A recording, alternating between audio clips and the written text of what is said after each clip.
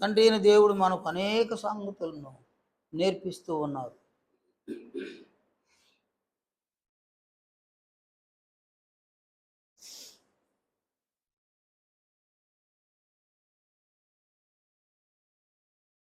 దేవుడు మనకు నేర్పిస్తూ ఉన్న సంగతులు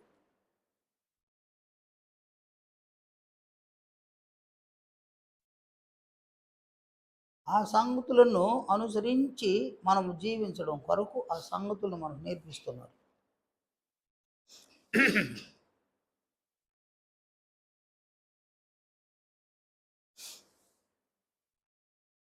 మనము ఈ లోకంలో ఉన్నాం.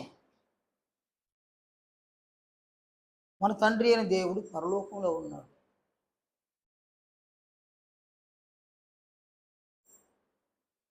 మనము ఆయన యొద్దకు వెళ్ళాలి.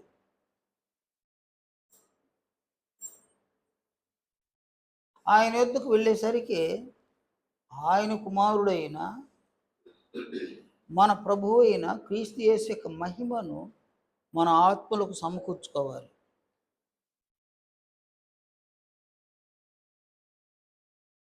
క్రీస్తు మహిమతో పాటు క్రీస్తులో ఉన్న జీవాన్ని కూడా మన ఆత్మలకు మనం సమకూర్చుకోవాలి.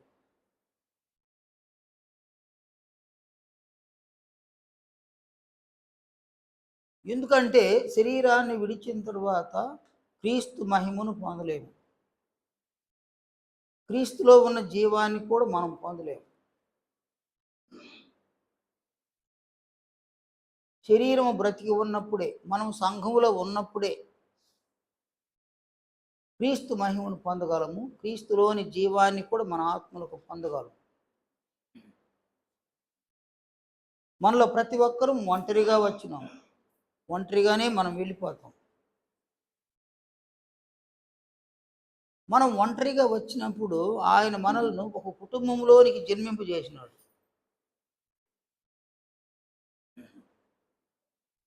ఒక కుటుంబంలో మనం జన్మించినాము కాబట్టి మనకు అనేకులు మన వాళ్ళు అయినారన్నమాట. తల్లి, తండ్రి, అవ్వ, తాత, పెదనాన్నలు, పెదమ్మలు, చిన్నానులు, చిన్నమ్మలు, మేనత్తలు, మేనమామలు, బంధువులు అనేకులు మనవారైనారన్నమాట. వారి మధ్యన ఆ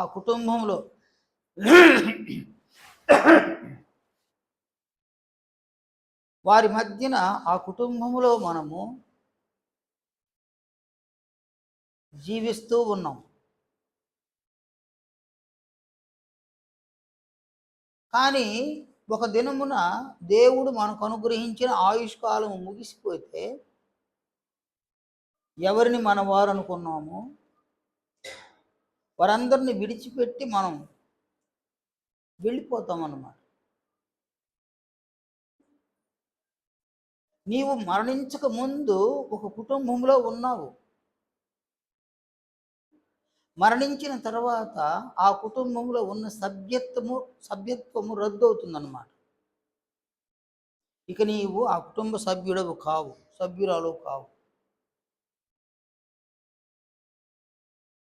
మన వారందరూ మన కొరకు ప్రలాపించి అటు తరువాత ఎవరి సాంప్రదాయం చొప్పున వారు శరీరములను సమాధి చేస్తారన్నమాట.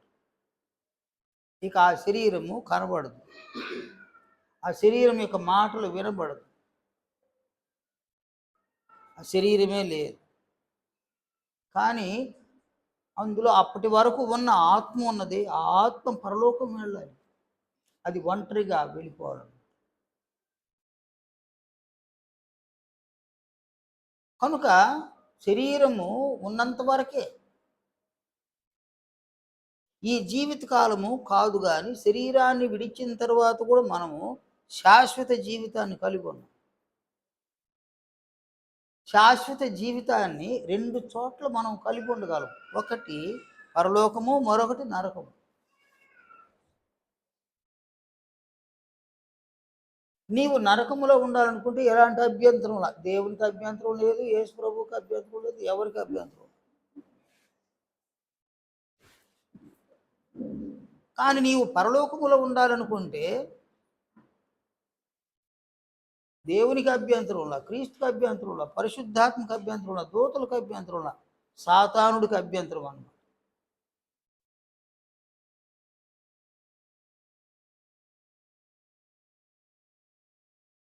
అందువలన సాతానుడు నీవు బ్రతుకు దినములన్నింటిలో కూడా నీవు సంఘములో క్రీస్తు యొక్క మహిమను పొందనివ్వకుండా వాడు పనిచేస్తాడు. క్రీస్తులో ఉన్న జీవాన్ని పొందనివ్వకుండా అనేక అభ్యంతరాలు కలుగు చేస్తాడు. మీకు అందరికీ తెలుసు నాయన, క్రీస్తు మహిమను పొందాలి అని అందరికీ తెలుసు. బాప్తిస్వం పొందకముందే ఈ సంగతి మీకు తెలుసు. క్రీస్తులో ఉన్న జీవాన్ని పొందాలి అన్నది కూడా మీకు అందరికీ స్పష్టంగా తెలుసు. ఇప్పుడు కొత్తగా చెప్పాల్సిన అవసరం ఉంది, అందరికీ తెలుసు. శరీరం ఉన్నప్పుడే క్రీస్తు మహిమను, క్రీస్తు జీవాన్ని పొందే అవకాశం ఉన్నదని మీకు అందరికీ తెలుసు. కానీ అపవాది అపోస్తలుల లాంటి వారిని అభ్యంతరపరచడానికి ప్రయాసపడ్డాడు. యేసు ప్రభువునే అభ్యంతరపెట్టినాడు అన్నమాట. నేడు మనల్ని అభ్యంతరపరచడం అనేది వాడికి వెన్నతో పెట్టిన విద్య. మనల్ని జీవాన్ని పొందనివ్వకుండా, క్రీస్తు మహిమను పొందనివ్వకుండా అభ్యంతర పెట్టడానికి అతనికి పెద్ద కష్టమేం కాదు. అందువలన అతడు ప్రతిదినము మనల్ని అభ్యంతరపరుస్తాడు, క్రీస్తు మహిమను పొందనివ్వకుండా, క్రీస్తులో ఉన్న జీవాన్ని పొందనివ్వకుండా ప్రతి దినము అతడు మనల్ని అభ్యంతరపరుస్తాడు. అందువలన సంఘములో ఉన్నటువంటి మనము బహు జాగ్రత్తను కలిగి ఉండాలి. ఏ విషయంలో అంటే క్రీస్తు యొక్క మహిమను పొందే విషయంలోనూ, క్రీస్తులో ఉన్న జీవాన్ని పొందే విషయంలోనూ బహు జాగ్రత్త కలిగి ఏ ఏ విషయాలలో అపవాది అయిన సాతానుడు మనల్ని శోధిస్తాడు, ఏ ఏ విషయములలో వాడు మనకు ఉరి అడ్డుతాడు,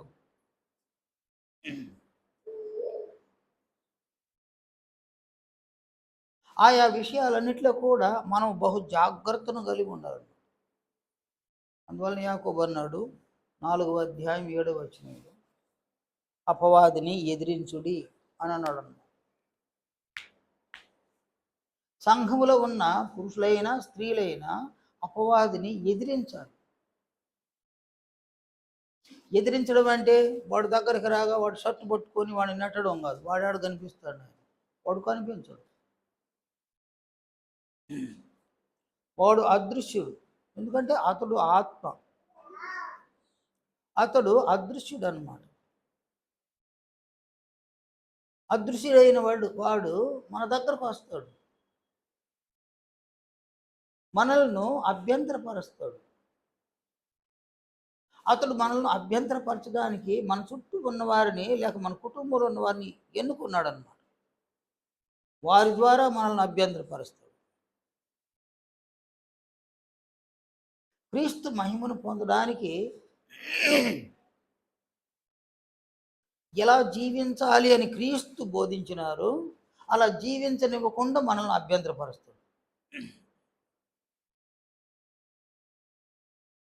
చూడండి, క్రీస్తు యొక్క మహిమను పొందాలన్నా, ఆయనలో ఉన్న జీవాన్ని మనం పొందాలన్నా ఆయన ఆజ్ఞలను మనం అనుసరించాలి. క్రీస్తు ఆజ్ఞలను అనుసరించినటువంటి వారు సంఘములో క్రీస్తు మహిమను పొందగలరు, క్రీస్తులోని జీవాన్ని కూడా పొందగలరు. క్రీస్తు ఆజ్ఞలను అనుసరించినటువంటి వారు క్రీస్తు మహిమను పొందలేరు, క్రీస్తులోని జీవాన్ని కూడా పొందలేరు అన్నమాట.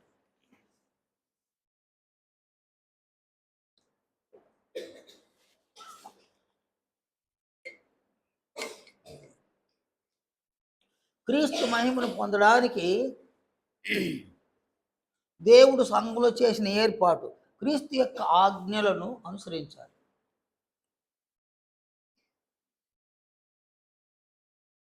క్రీస్తు మహిమను మనం పొందనివ్వకుండా, క్రీస్తు జీవాన్ని మనం పొందనివ్వకుండా మనల్ని అడ్డుకోవడానికి సాతానుడి యొక్క పని.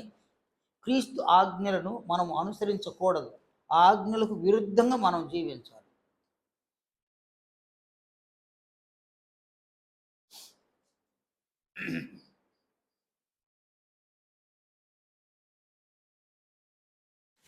అంటే క్రీస్తు ఆజ్ఞలకు విరుద్ధంగా జీవించే విధంగా అతడు ప్రోత్సహిస్తాడు. క్రీస్తు ఆజ్ఞలను చూడండి. యోహాను సువార్త 15వ అధ్యాయం 12వ వచనం. మీరు ఒకరినొకడు ప్రేమింపవలెననుటయే నా ఆజ్ఞ.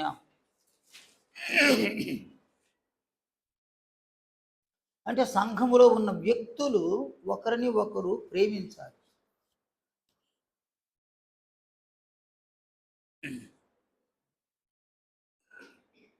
ప్రేమించడం అనున్నది దేవుని స్వభావం, క్రీస్తు స్వభావం. అది వారి వ్యక్తిత్వం అన్నమాట. నీవు క్రీస్తు యొక్క మహిమను పొందాలి అని అంటే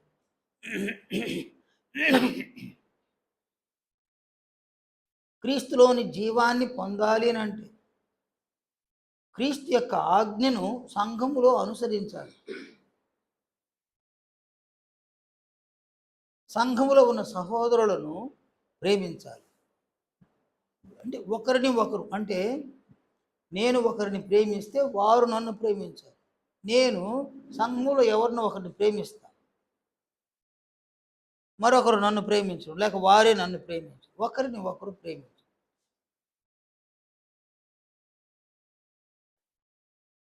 ఈ ఆజ్ఞ వినడానికి చాలా చక్కగా ఉంది, కానీ అనుసరించడానికి వచ్చేసరికి ఇది సాధ్యము కాని రీతిలో సాతానుడు ప్లాన్ చేసినాడు అన్నమాట.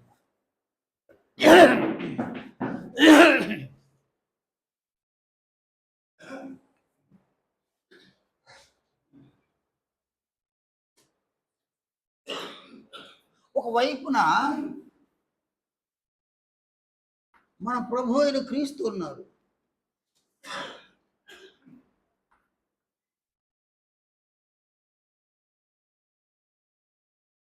మరొక వైపున ఆయన శత్రువైన సాతానుడు ఉన్నారు.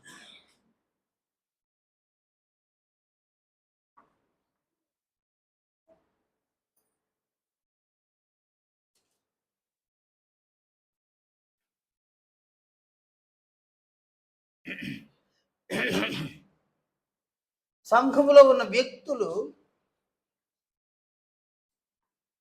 క్రీస్తు మహిమను పొందాలి. అంటే ఈయన మహిమను సంఘములో ఉన్న వ్యక్తులు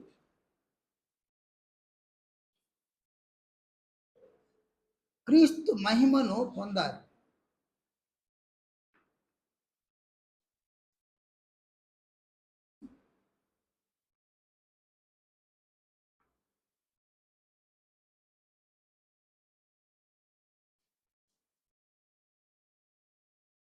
అలాగే ఆయనలో ఉన్న జీవమును పొందాలి.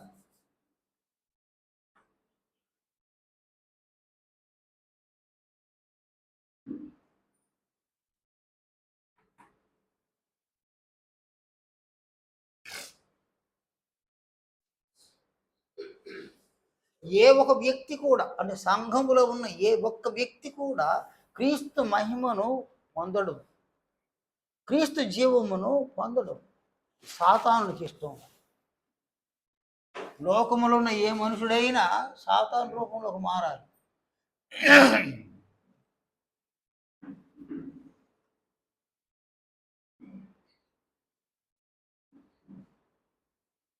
లోకంలోని వారు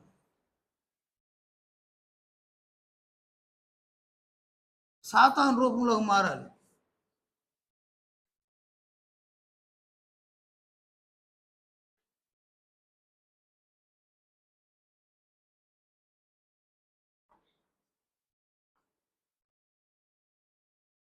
అలాగే సంఘములో ఉన్న వ్యక్తులు సైతం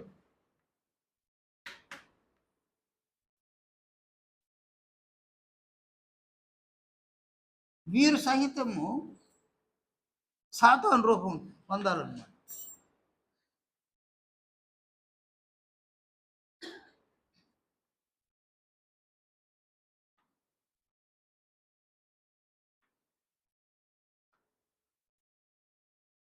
ఇది సాతాను యొక్క ప్లాన్ అన్నమాట.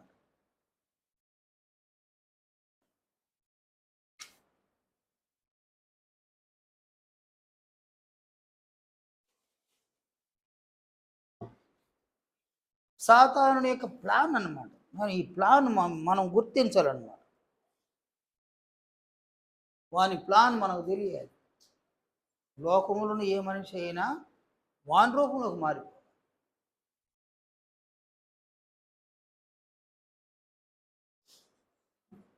ఇన్క్లూడ్ సంఘములో ఉన్న వ్యక్తులు సహితము వాని రూపంలోకి మారిపో.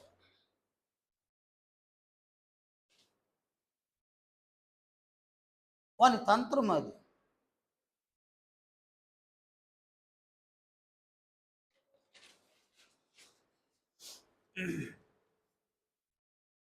కానీ ఇక్కడ క్రీస్తు యొక్క మహిమను పొందాలి, క్రీస్తులో ఉన్న జీవాన్ని పొందాలి అనేది సంఘములో ఉన్న వారి యొక్క అపేక్ష కావాలి.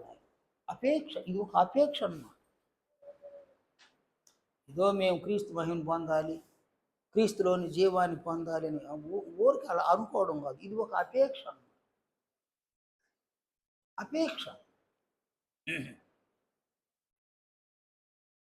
నీవు గనక క్రీస్తు మహిమను పొందాలి అని, క్రీస్తులో ఉన్న జీవాన్ని పొందాలని అపేక్షను గనక కలిగి ఉంటే, ప్రభువు మహిమను పొందుటకు, ఆయన జీవాన్ని పొందుటకు ఆయన ఏ ఆజ్ఞను ఇచ్చినా దాన్ని అనుసరించేస్తాం.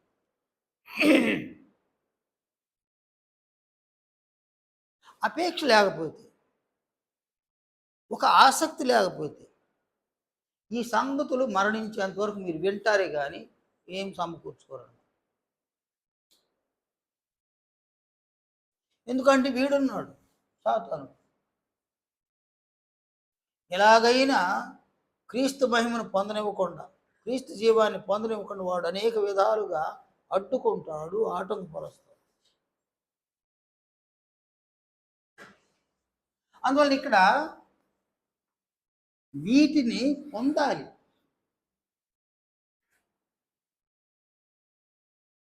ఇది సంఘములో ఉన్న వారి యొక్క అపేక్ష కావాలన్నమాట.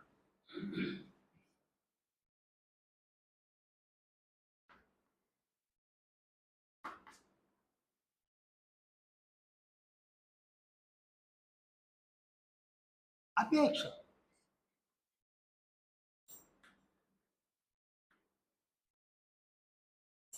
ఈ అపేక్ష కలిగిన వారు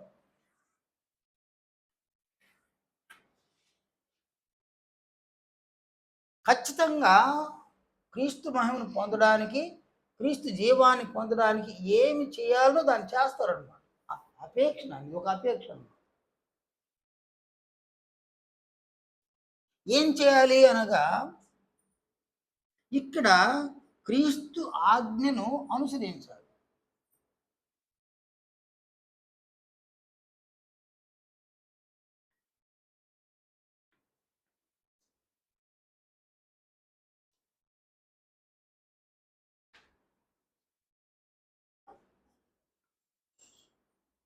క్రీస్తు ఆజ్ఞను అనుసరించాలి. అసలు మనం ఎవరి ఆజ్ఞను పట్టించుకోవాలి? ఎవరి ఆజ్ఞను పట్టించుకో. సహజంగా ఒక రోజంతట్లో అనేక ఆజ్ఞలు మన విషయంలో జారీ అవుతూ ఉంటాయి అన్నమాట. కుటుంబాల్లో చూడండి, ఒక భర్త భార్యకు ఆజ్ఞాపిస్తూ ఉంటాడు, ఒక భార్య భర్తకు ఆజ్ఞాపిస్తూ ఉంటుంది, తల్లిదండ్రులు పిల్లలకు ఆజ్ఞాపిస్తూ ఉంటారు, పిల్లలు తల్లిదండ్రులకు ఆజ్ఞాపిస్తూ ఉంటారు. అంటే మనకి ఎవరి మీద ప్రేమ ఉందో కుటుంబంలో వారి ఆజ్ఞల్ని మనం అనుసరిస్తాం. ప్రేమ లేకపోతే ఆజ్ఞను అనుసరించు. ఆజ్ఞను అస్సలు పట్టించుకోను. చిన్న పని చెప్పినావు, నీ భార్యకు ఒక చిన్న పని ఆజ్ఞాపించు, దాన్ని చెయ్యమ్మా అన్నావు. నీ మీద ప్రేమ ఉంటే ప్రేమ కొద్దీ నువ్వు చెప్పిన పని కష్టమైనా వారు చేస్తారన్నమాట. నీ మీద ప్రేమ ఉంటే అది ఇష్టం లేకపోయినా ఆ క్రియను చేసి చూపిస్తారన్నమాట. ప్రేమ ఉంటే. ప్రేమ లేకపోతే నీవు చెప్పిన పనిని వారు చెయ్యరు నాయన. చెయ్యరంటే చెయ్యరండి. ఎందుకంటే అందులో రుజువు ఏంటంటే నీ మీద ప్రేమ లేదు. నీవు భర్తవి అంతే, ప్రేమ మాత్రం లేదన్నమాట. అలాగే నీ భార్య నీకు ఒక ఆజ్ఞను ఆజ్ఞాపించింది. ఆమె మీద ప్రేమ ఉంటే, నీ భార్య మీద నీకు ప్రేమ ఉంటే ఒక పనిని ఎలా చెప్పిందో అలాగే చేసి చూపిస్తావు అన్నమాట. ప్రేమ లేకపోతే కేవలం భార్య, కేవలం భార్య. కొన్ని సందర్భాలలో ఆమె చెప్పింది నేను ఎందుకు చెయ్యాలి అన్నటువంటి ఈగో కూడా ఉంటుంది అన్నమాట భర్తలు. ఆమె చెప్పింది నేను ఎందుకు చేయాలి, ఆమె మాట నేను ఎందుకు వినాలి అన్నటువంటి ఈగో ఉంటుంది అన్నమాట. అస్సలు చేయరు అన్నమాట. నేను చేయను, ఎవరు చెప్పుకుంటావు చెప్పుకోబాడు. వాళ్ళు ఎవరు చెప్పుకుంటారు పాపం, వాళ్ళు ఎవరికి చెప్పుకోరు. ప్రేమ ఉంటే భార్య ఒక పనిని ఎలా చెప్పిందో అలా చేసి ఆ పనిని చూపిస్తారన్నమాట. అలాగే పిల్లలను చూడండి, తల్లిదండ్రులు పిల్లలకు కొన్ని ఆజ్ఞలు ఆజ్ఞాపిస్తూ ఉంటారు. అలా మాట్లాడకూడదు, అదొక ఆజ్ఞ.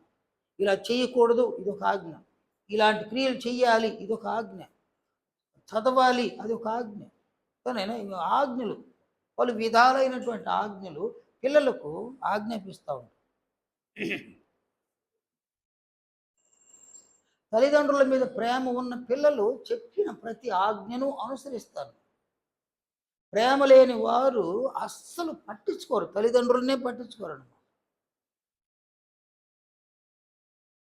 ప్రేమ చూపే పిల్లలు తల్లిదండ్రుల యొక్క మాటలు వింటారు.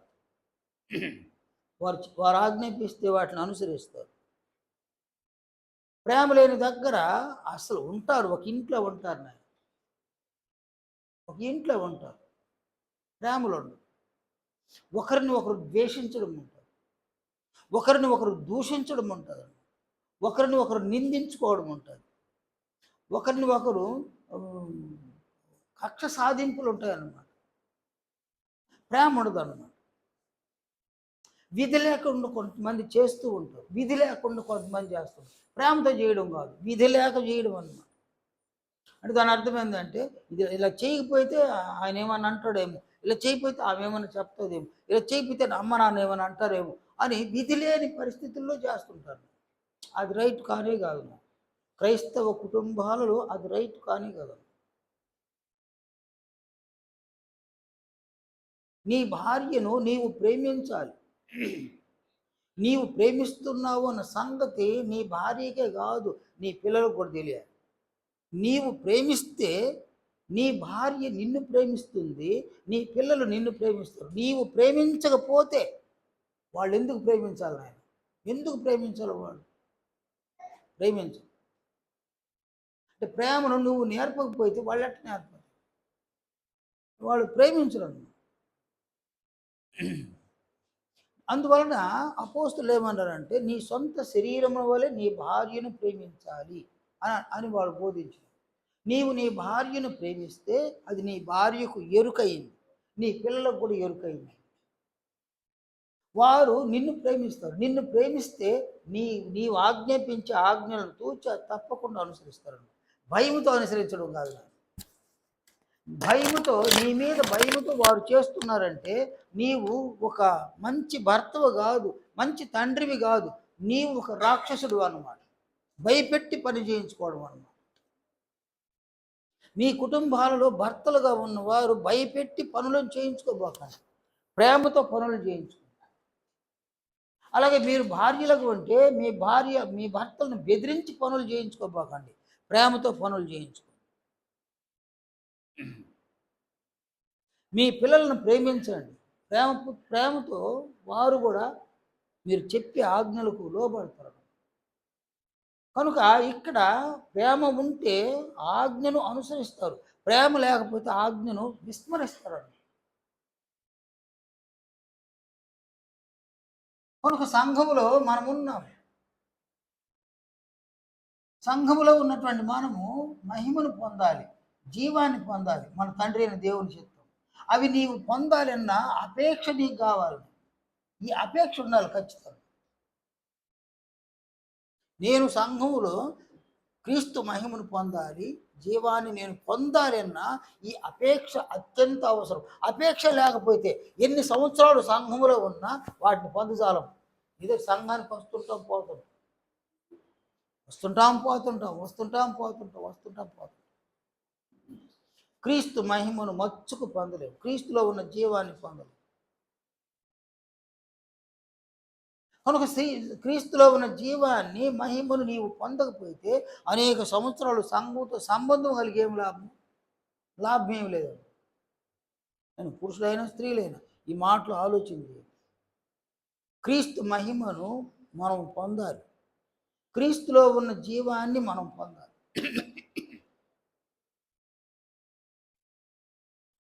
తెస్సలోనికీయులకు రాసిన 2వ పత్రిక 2వ అధ్యాయం 14వ వచనంలో క్రీస్తు మహిమను పొందడానికే దేవుడు మనల్ని సంఘంలోని పిలిచినాడు.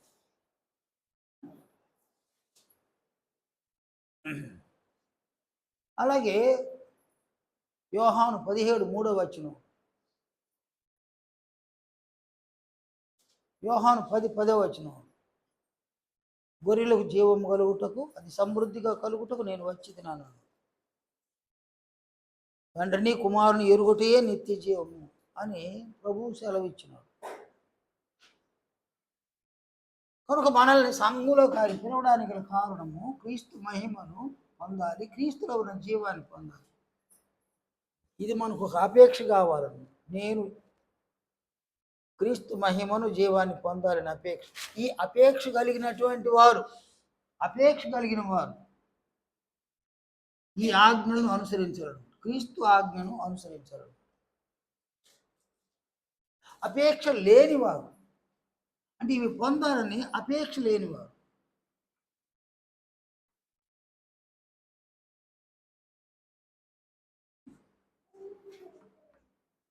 సంఘంలో ఈ అపేక్ష లేనివారు కూడా ఉంటారు. నేను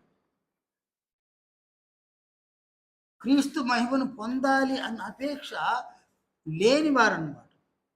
అపేక్ష లేదు వీళ్ళు.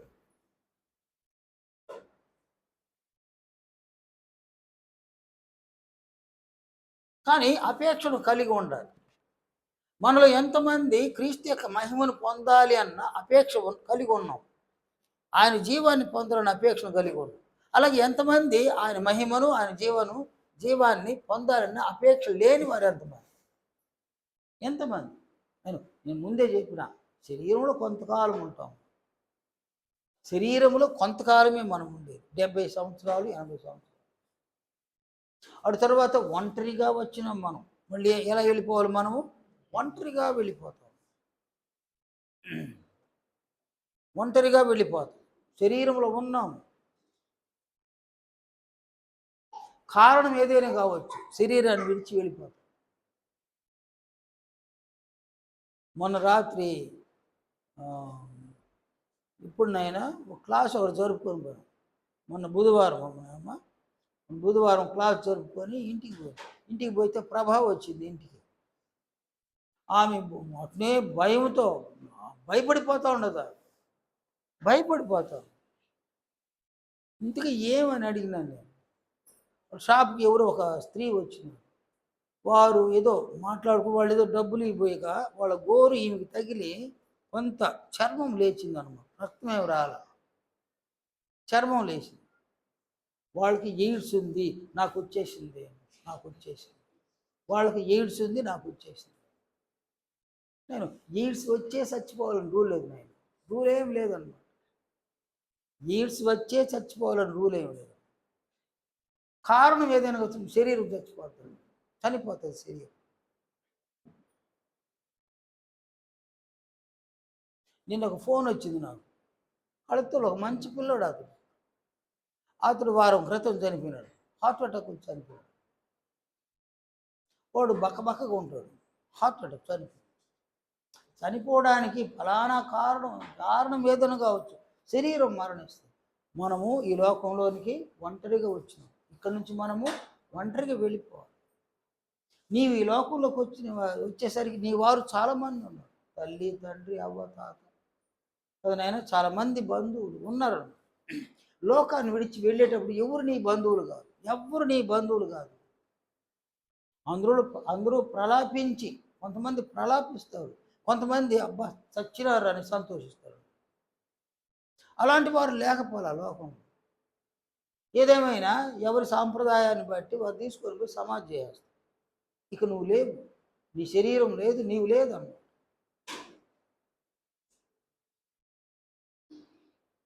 ఎంతమంది చనిపోలేదు, అనేక మంది మన వాళ్ళు చనిపోయినారు అన్నమాట. వాళ్ళకి లేరు మన మధ్య. మనం ఉన్నాము, మనం చేస్తే మనం ఉండమని.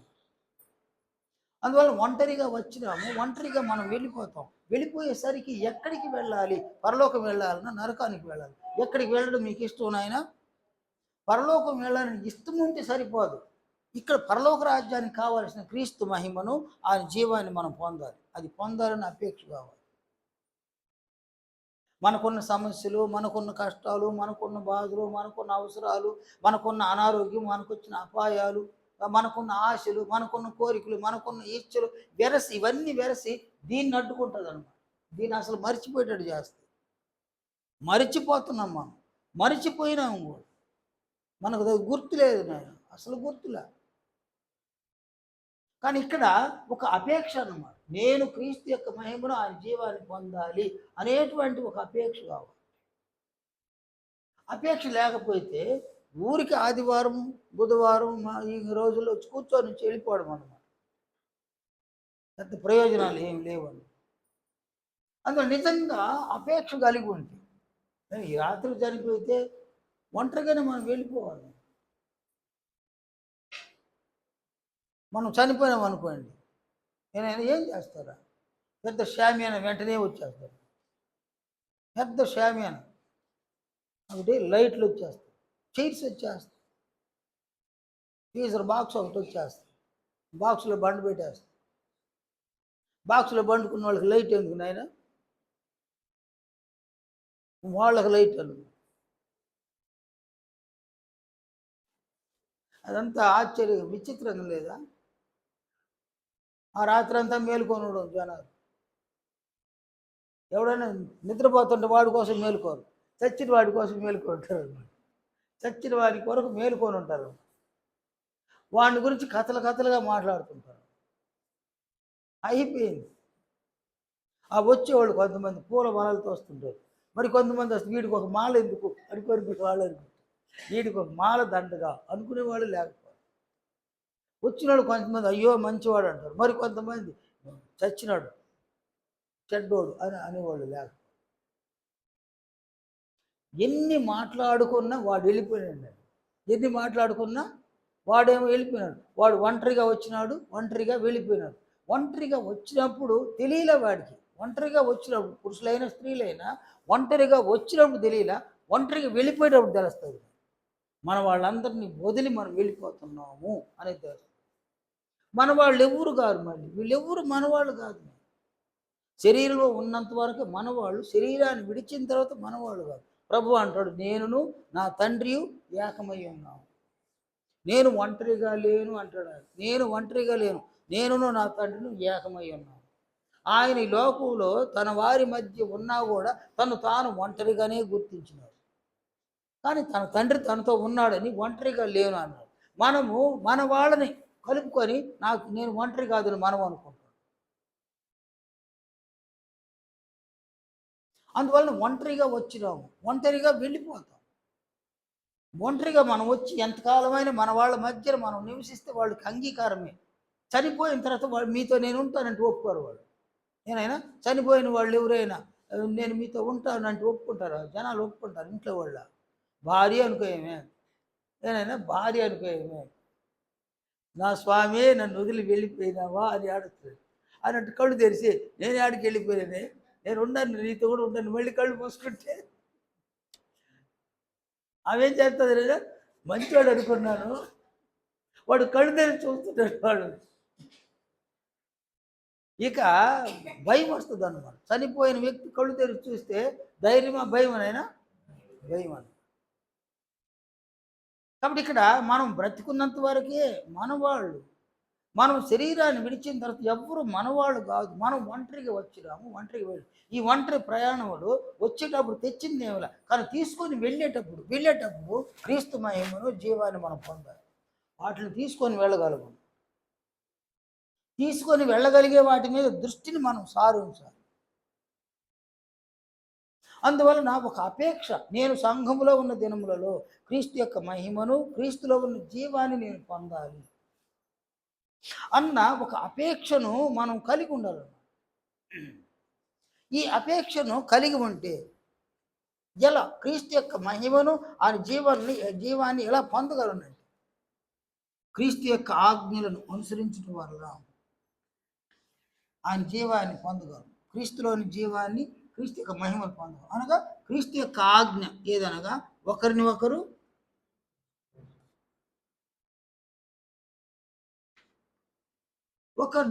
ప్రేమించాలి.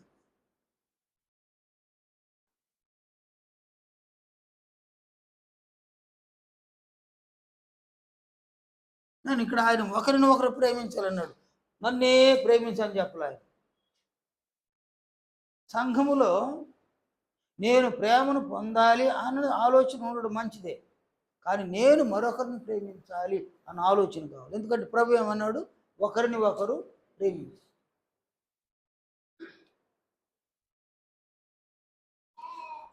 నీ సంఘములో ఉన్న వారి ప్రేమ నీకు అవసరం. నీ ప్రేమ నీ సంఘములో ఉన్న వారికి అవసరం. అది ఎప్పుడు అంటే లేమిలో ఉన్నప్పుడు. యోహాను వ్రాసిన మొదటి పత్రిక 3వ అధ్యాయం 17వ వచనం. ఈ లోకపు జీవనోపాధి గలవాడై ఉండి తన సహోదరునికి లేమి కలుగుట చూచి ఎంత మాత్రమును అతని ఎందుకు కనికరం చూపని అనేది దేవుని ప్రేమ ఎలాగు నిలుచు. కనుక మనలో ప్రతి ఒక్కరము ఈ లోకపు జీవనోపాధి కలిగి ఉన్నాం. జీవనోపాధి లేనటువంటి వారు ఎవ్వరు లేరు.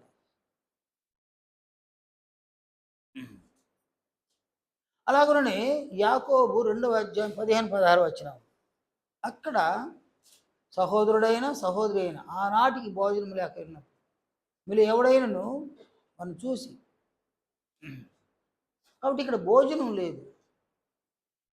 అలాగే దిగంబరత్వం, వస్త్రం లేదన్నమాట.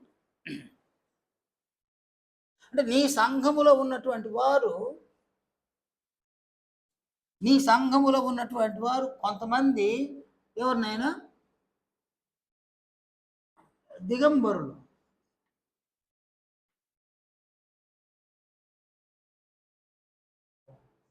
నెక్స్ట్ భోజనం లేక ఉన్నారు.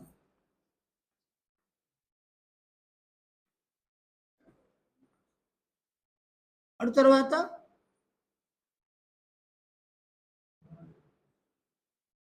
తర్వాత ఇక్కడ అనారోగ్యం.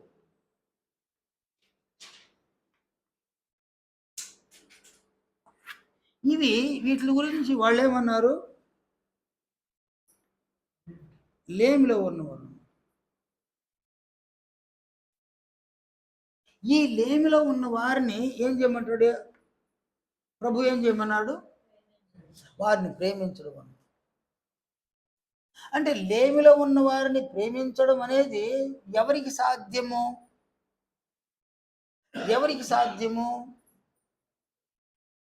అన్నారు. లేమిలో ఉన్న వారిని ప్రేమించడం అనేది ఎవరికి సాధ్యం?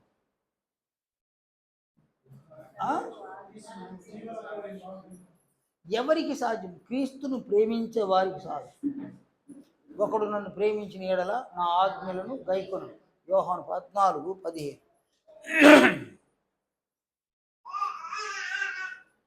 ఒకరినొకరు ప్రేమించడానికి ముందే వీరేమై ఉండాలి? వీరు క్రీస్తును ప్రేమించాలన్నమాట.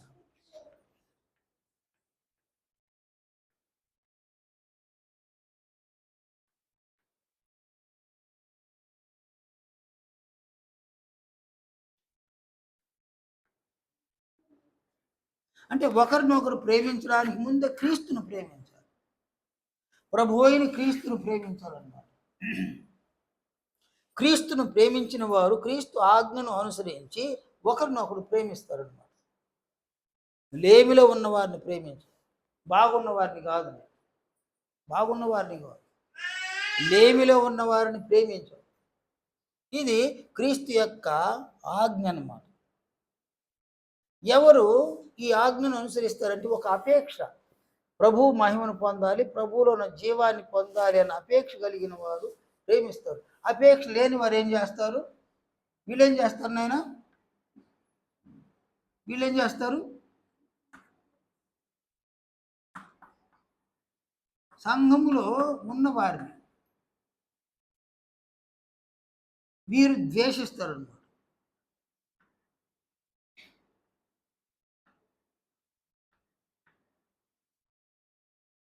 దూషిస్తారు కూడా.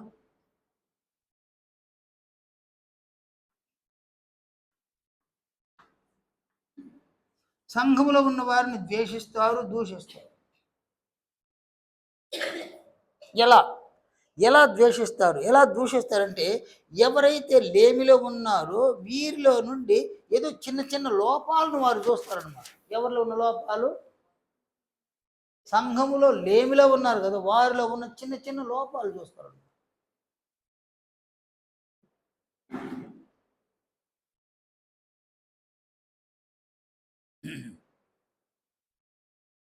ఆ లోపాలను చూసి ఏమంటారు తెలుసు? మా మాట వినలేదు, మేము చెప్పినప్పుడు మా మాట వినలేదు, మేమెందుకు మేలు చేయాలి వాళ్ళకి, మేమెందుకు సత్క్రియ చేయాలి వాళ్ళకి, మేమెందుకు ప్రేమ చూపించాలి? మా మాట, నీ మాట ఏందే వినేది? ఎవరి మాట వినాలి మనము?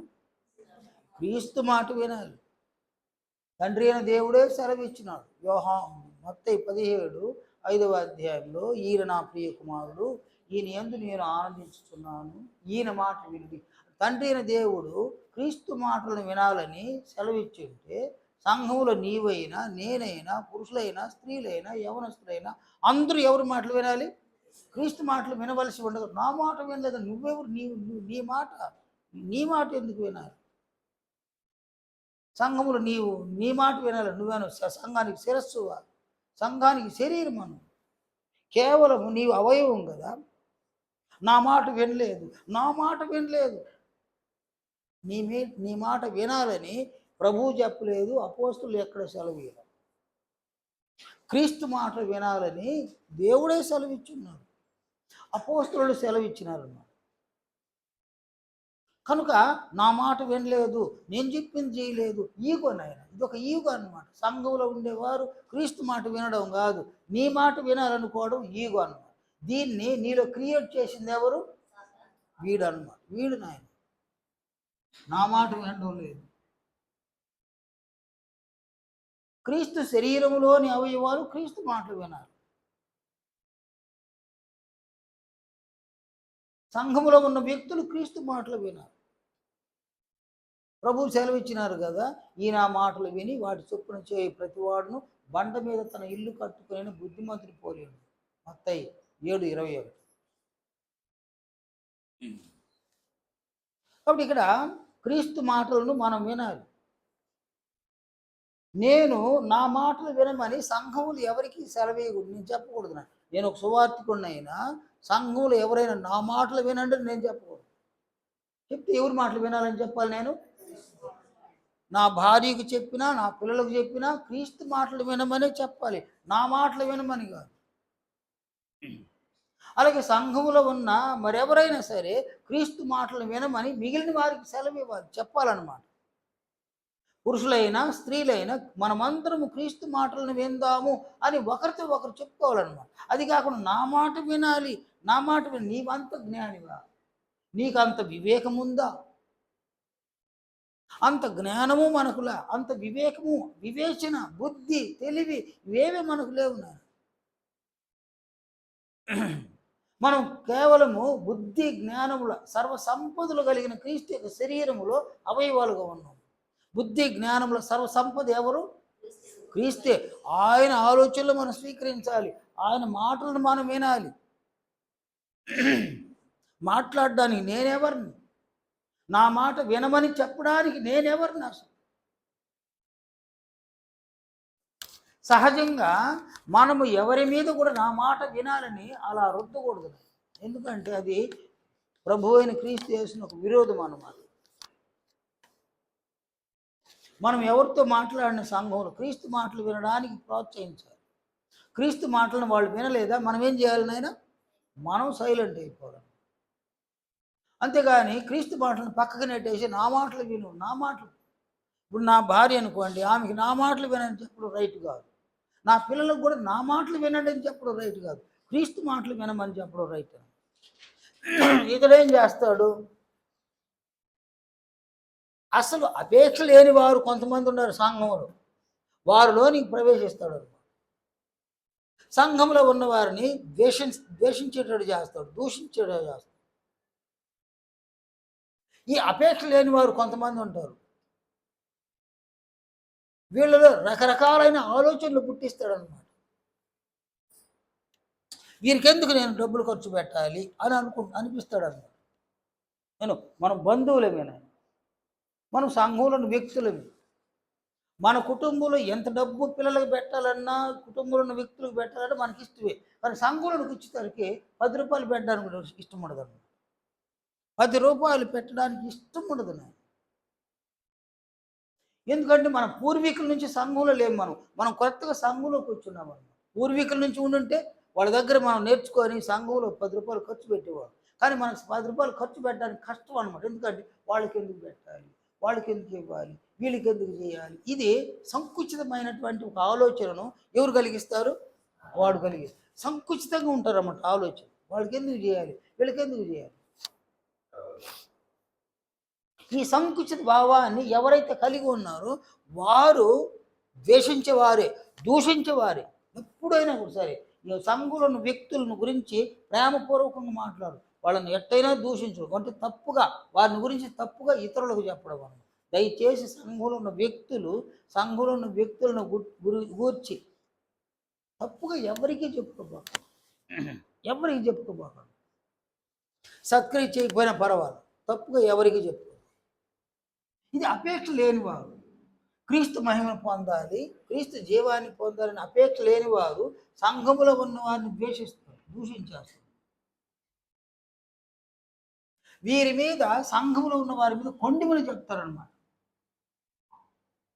సంఘములో ఉన్న వారి మీద అసూయ కలిగి ఉంటారు. అప్పుడు చూడండి, ఆయన కొండిమని చెప్తారు.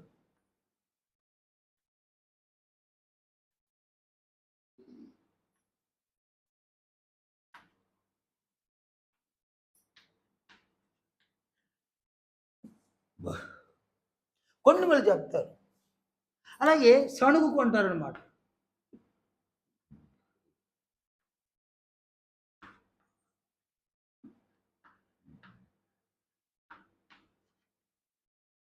సణుక్కుంటారు. ఎప్పటికీ కూడా ఒకరి మీద ఒకరు కొండెములు చెప్పుకోవడం, ఒకరిని గురించి సణుక్కోవడం, ద్వేషించడం, దూషించడం, పూర్తిగా వ్యక్తిత్వం పతనం అయిపోద్ది అనమాట. క్రీస్తు మహిమను పొందలేరు, ఆయనలో ఉన్న జీవాన్ని పొందలేరు. ఇది చాలా అత్యంత అవసరం మన ఆత్మలకు అత్యంత అవసరం. కానీ అపవాది కొందరిలోనికి ప్రవేశిస్తాడు, వీడు కొందరిలోనికి ప్రవేశిస్తాడు.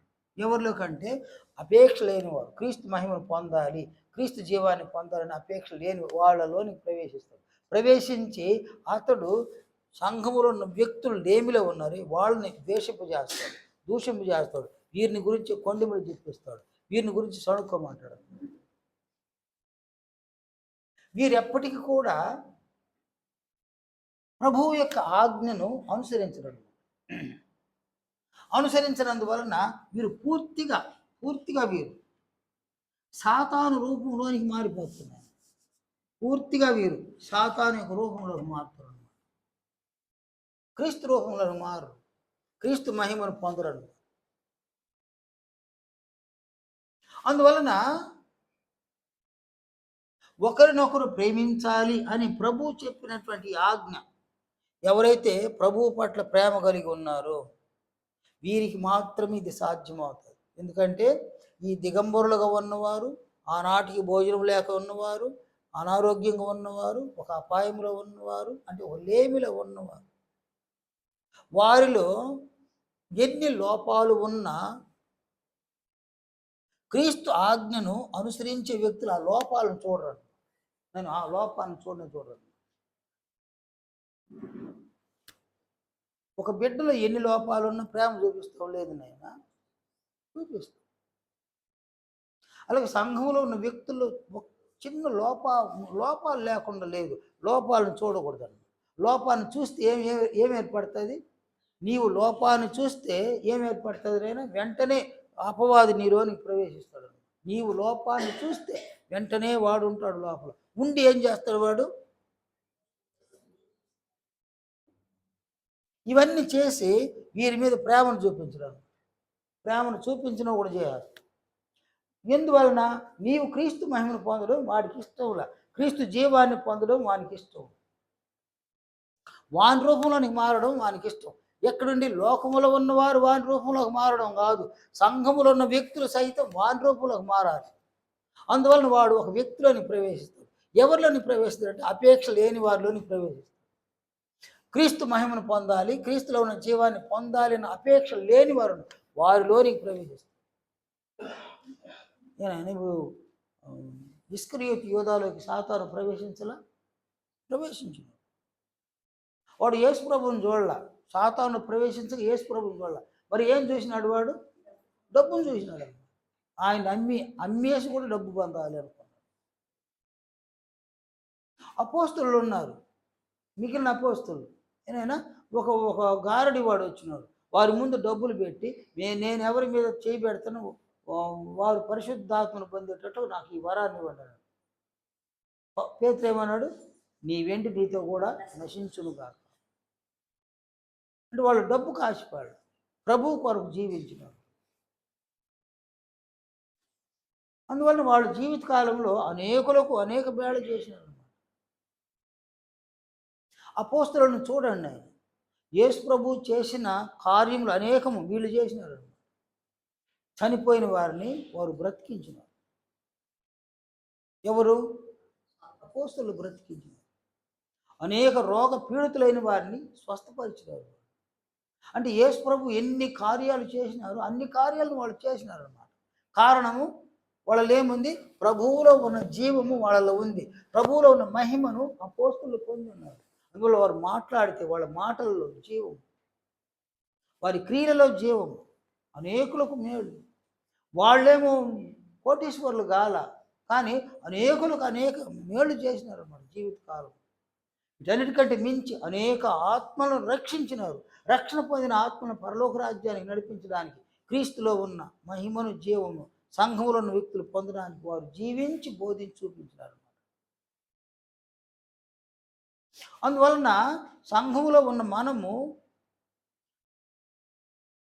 పరలోకం వెళ్ళాలి.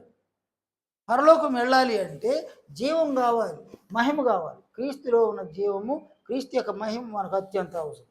ఆ మహిమ ఎందులో దాగి ఉందంటే ఒకరిని ఒకరు ప్రేమించడంలో దాగి ఉందన్నమాట. ఆ మహిమ, ఆ జీవం.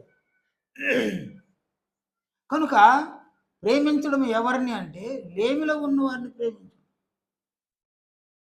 లేమిలో ఉన్నవారిని ప్రేమించగలిగితే అంటే సత్క్రియలు, జీవక్రియలు, ఈ క్రియలను చేయగలిగి ఈ క్రియల నుండి ఏర్పడేదే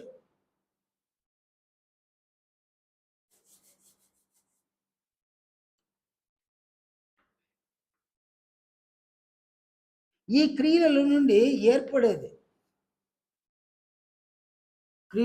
ఏర్పడేది క్రీస్తు మహిమ.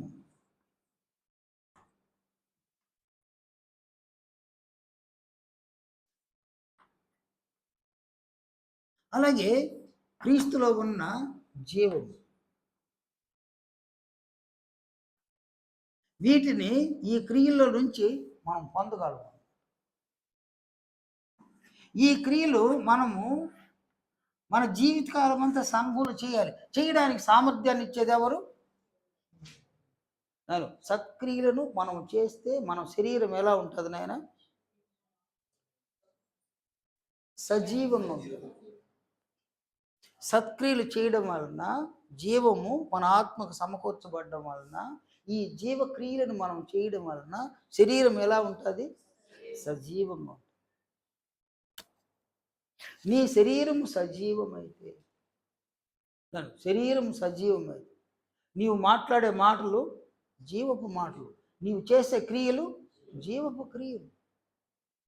యేసు ప్రభువు ఆయన పై చెంగు అలా ముట్టుకోగా స్వస్థత పొందినవారు.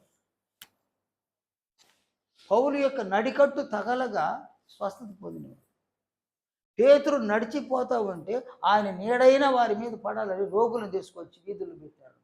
ఆ నీడ పడితే చాలు, సూర్యుడు ఉదయించినాడు, ఈయన నడిచిపోతున్నాడు, ఈయన నీడ రోగుల మీద పడి ఆ నీడ పడితే స్వస్థత పొందినాడు. శరీరం తాకి కాదు, పేతురు యొక్క నీడ పడితే స్వస్థత పొందినారు. నీవు ఈ క్రియలను చేయగా క్రీస్తు మహిమను, క్రీస్తు జీవాన్ని పొందగా శరీరం ఎలా ఉంటుంది? సజీవంగా ఉంటుంది. ఆ శరీరం ఒక ఇంటిలోనికి ప్రవేశిస్తే ఆ ఇంటికి ఆశీర్వాదం. ఆ స్థాయికి మనం ఎదగాలి. ఆ శరీరంతో ఎవరినైనా దీవిస్తే వారు ఎలా ఉంటారు? క్షేమంగా ఉంటారు. ఆ శరీరంతో ఎవరో దూషించకూడదు, దూషిస్తే వాళ్ళు పోతారు అనమాట. కానీ మనం ఎవరిని దూషించకూడదు, ద్వేషించకూడదు. మన శరీరం సజీవంగా ఉంటుంది. సజీవమైన శరీరంతో మరిన్ని సజీవమైన క్రియలను మనం చేయగలం. మనం బ్రతుకు దినములన్నింటిలో కూడా సజీవులుగా మనం ఉంటాం. సజీవమైన క్రియలు చేస్తాం, సత్క్రియలు చేస్తాం, ప్రేమ క్రియలు చేస్తాం, జీవక్రియలు చేస్తాం. శరీరం సజీవంగా ఉంది. అది సజీవంగా ఉంది కాబట్టి సాతానుడు ఎన్ని అభ్యంతరాలు కలుగు చేసిన, అనారోగ్యాలు, అపాయాలను తీసుకొచ్చి శరీరం ముందు పెట్టినా ఆ శరీరాన్ని ఏం చేయలేదన్నమాట. ఆ శరీరం ఖచ్చితంగా 70 సంవత్సరాలు 80 సంవత్సరాలు బ్రతుకుతుందన్నమాట. మామూలు శరీరాలకు సజీవమైన శరీరాలు కాదు, అవి నిర్జీవమైన శరీరాలు. కేవలం ప్రాణం మాత్రమే ఆ శరీరాల్లో ఉంది, శరీరాల్లో జీవం లేదన్నమాట. కానీ మన శరీరాలు సజీవమైన క్రియలు చేయగా సజీవమైన శరీరంగా మారుతుంది.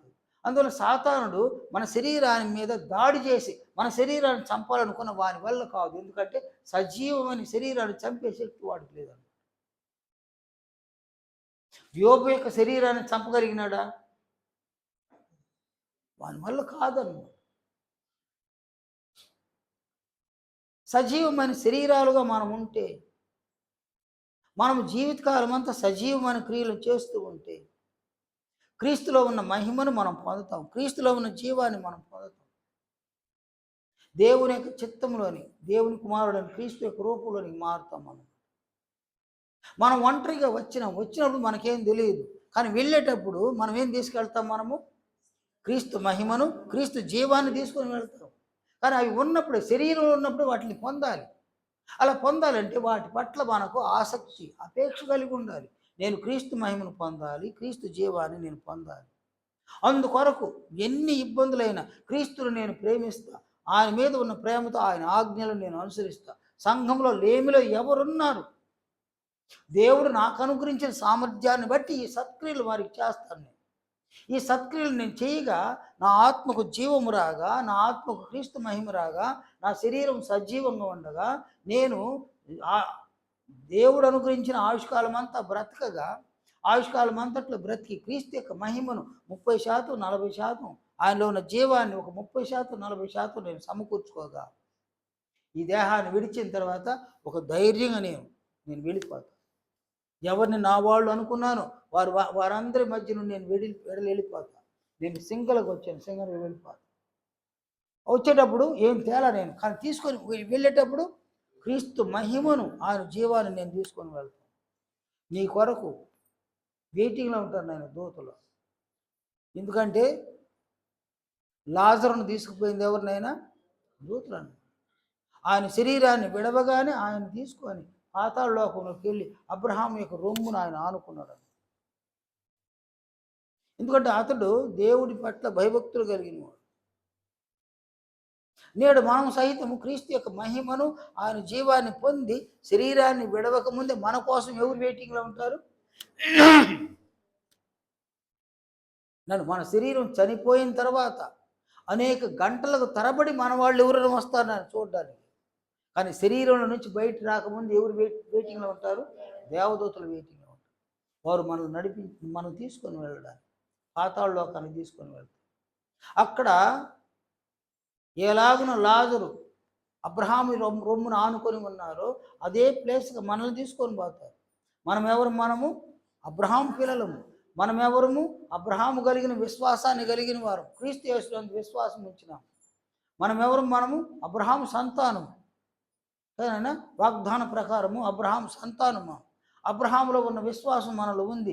అబ్రహాము దేవుని కొరకు చేసిన క్రియల్ని మనం క్రీస్తు కొరకు చేసినాం. దేవుని కుమారుడైన క్రీస్తు కొరకు చేసినాం. అందువల్ల దూతలు మనల్ని ఎక్కడ తీసుకెళ్తారు? పాతాళ లోకంలోనికి, అబ్రహాము ఉన్న చోటు తీసుకుపోతారు. మనం అక్కడ ఉంటాం. ప్రభు వస్తే అక్కడ నుంచి బయలుదేరుతాం. మృతుల పునరుద్ధానం చెందదు. ప్రభు మనల్ని తనతో పాటు పరలోక రాజ్యాన్ని తీసుకొని వెళ్తాం. మనం పరలోకం వెళ్తాం. మన తండ్రి జీవం కలిగినవాడు, మన ప్రభువు జీవం కలిగినవాడు, మన తండ్రి మహిమ కలిగినవాడు, మన ప్రభువు మహిమ కలిగినవాడు. వారితో పాటు వారి మహిమను మనం కలిగి, వారి జీవాన్ని మనం కలిగి, వారితో పాటు శాశ్వత కాలం వారితో మనం ఉంటాం. ఇది గొప్ప ఏర్పాట్లు దేవుడు మనం ఉంచినాడు. అందువలన మనం వచ్చేటప్పుడు సింగిల్గా వచ్చినాం, వెళ్ళేటప్పుడు కూడా సింగిల్గా వెళ్ళిపోతాం. కానీ వెళ్ళేటప్పుడు క్రీస్తు మహిమను, క్రీస్తు జీవాన్ని మనం తీసుకొని వెళ్ళే విధంగా మనం సిద్ధపడాలన్నమాట సంఘం. అందుకొరకు క్రీస్తు యొక్క ఆజ్ఞలను మనము అనుసరించాలి. క్రీస్తు యొక్క ఆజ్ఞలను సంఘంలో అనుసరించాలి. ఎవరు సంఘంలో లేమిలో ఉన్నారో, ఈ లేమిలో ఉన్నవారిని మనం ప్రేమించి క్రీస్తు మహిమను జీవాన్ని మనం పొందబద్దులమయ్యాం. అందుకొరకే దేవుడు మనల్ని సంఘంలోని పిలిచినాడు. కనుక ఇద్దరు వ్యక్తులు ఉన్నారు, క్రీస్తు ఉన్నారు, అటువైపున సాతానుడు ఉన్నారు. ఈయన తన మహిమను మనం పొందాలని, తనలో ఉన్న జీవాన్ని మనం పొందాలని ఈయన పక్షాన్ని ఈయన పనిచేస్తున్నాడు. ఆయన లోకములో ఉన్నవారు తన రూపంలోకి మారిపోవాలి, సంఘములో ఉన్నవారు కూడా తన రూపంలోకి మారిపోవాలని ఆయన సంఘములో ఉన్న వ్యక్తుల్లోనికి ప్రవేశించి వారిని తన రూపంలోకి మార్చేసుకుంటాడు. అందువల్ల మనం బహు జాగ్రత్త కలిగి ఉండాలి సాతానుడి విషయం. మనం కుటుంబంలోనైనా సంఘంలోనైనా భర్తతో మాట్లాడిన, భార్యతో మాట్లాడిన, పిల్లలతో మాట్లాడిన, తల్లిదండ్రులతో మాట్లాడిన, సంఘంలోని వ్యక్తులతో మాట్లాడిన, క్రియలను చేసిన, మనం మాట్లాడే ప్రతి మాటలోనూ జీవం ఉండేటట్టు మనం ఉండాలి. ప్రతి క్రియలోనూ జీవం ఉండే విధంగా మనం ప్లాన్ చేసుకోవాలి. క్రీస్తు మహిమను మనం పొందుతాం. మనం ధన్యుల మాట దేవుని కనికరాన్ని మనం పొందుతాం. దయచేసి మీరందరూ ఆలోచన చేయవాలని మీకు అందరికీ మనవి చేస్తున్నాను. ప్రార్థన చేసుకోండి.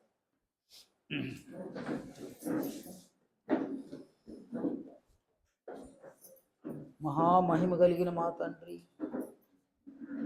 ప్రేమ కలిగిన మా నాయన, మీ కనికరాన్ని బట్టి, మీ మహిమను బట్టి ఈ దినమున మీ సముఖంలోనికి మమ్మల్ని అంగీకరించి ప్రభు యొక్క మహిమను, ఆయనలో ఉన్న జీవాన్ని మేము పొందుటకు సంఘములు ఎలాగున మేము జీవించవలసి ఉన్నదో, ఎలాగున మేము ప్రభు యొక్క ఆజ్ఞలను అనుసరించి ఒకరినొకరు ప్రేమించి సత్క్రియలు చేయవలసి ఉన్నదో ఆ సంగతులను మరొకసారి మాకు నేర్పించినందుకు కొరకు మీకు కృతజ్ఞతాస్తుతులు చెల్లిస్తున్నాం తండ్రి. సంఘంలో ఉన్న వారి లోపాలను మేము చూసి వారిని దూషించి, ద్వేషించి, వారి మీద అసూయపడి, వారి మీద కొండిములు చెప్పి వారిని నిందించే వ్యక్తులుగా మేము ఉండకూడదు. మా పాపములు మీరు ఎలా క్షమిస్తూ ఉన్నారు, అలాగుననే మేము కూడా సంఘములో ఉన్నారు పాపములను భరించబద్దులమై ఉన్నామని భావించి తండ్రి, సంఘములో ఎవరైతే లేమిలో ఉన్నారో వారి పట్ల మేము ప్రేమను చూపించి క్రీస్తు యొక్క ఆజ్ఞను నెరవేర్చి ఆయనలో ఉన్న మహిమను, ఆయన జీవాన్ని మేము పొందుటకు మరింత మమ్మల్ని ప్రోత్సహించమని ప్రార్థిస్తాము. ఇందుకొరకే ఈ శరీరాల్లో మీరు మమ్మల్ని ఉంచినారు. మీరు మాకు అనుగ్రహించిన ఆయుష్కాలం పూర్తి కాకముందే, ఈ శరీరాలను మేము విడవకముందే ప్రభు మహిమను, ఆయన జీవాన్ని పొందుటకు మరింత మేము ప్రయాసపడటకు అపేక్షను మాకు అనుగ్రహించమని వేడుకుంటాం. ఈ విషయంలో సంఘములను వ్యక్తులతో సాతానుడు ఎలా పనిచేస్తాడో ఈ దినమును మీరు మాకు నేర్పించినారు నాయన. అందువల్ల మేము సాతానుని ఎదిరించడానికి, క్రీస్తు యొక్క ఆజ్ఞలను అనుసరించి సాతానుని ఎదిరించి తండ్రి మేము ప్రభు యొక్క మహిమలోనికి ఎదగడానికి మరింత మమ్మల్ని కనికరించమని, దీవించమని, మా లోపాలు సవరించమని, మా పాపములు క్షమించమని, అన్ని విషయాల్లో మీ జోక్యాన్ని మాకు దయచేసి ప్రోత్సహించమని, తిరిగి మీ సమ్ముఖంలోనికి వచ్చేంత వరకు కృప చూపించమని క్రీస్తు యేసు పరిశుద్ధ నామమున ప్రార్థిస్తున్నాము తండ్రి. ఆమేన్. ఆయన అందరికీ వందనాలు.